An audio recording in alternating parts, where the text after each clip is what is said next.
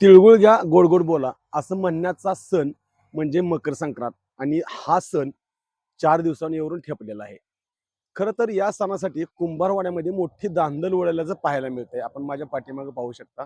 आपण गोंदवली खुर्द येथील धनाजी कुंभार यांच्या कुंभारवाड्यामध्ये आलेलो आहोत. आणि सणासाठी ज्या काही वस्तू लागतात त्या वस्तू बनवण्याचं काम आता इथं सुरू आहे. आपण पाहू शकताय जे काही हे मातीचे मडके असतील, सुगडे असतील आणि झाकणे असतील. खरं या सुवासिनींना सौभाग्याचं वाण देण्यासाठी जे वस्तू लागतात त्या वस्तू इथं बनवल्या जात आहेत. आणि या वस्तू बनवण्यासाठी खूप मोठं कष्ट घ्यावं लागतंय. खरं तर आजच्या आधुनिकतेच्या युगात सुद्धा या समाजानं पारंपरिकता टिकवून ठेवल्याचं आपल्याला पाहायला मिळतंय.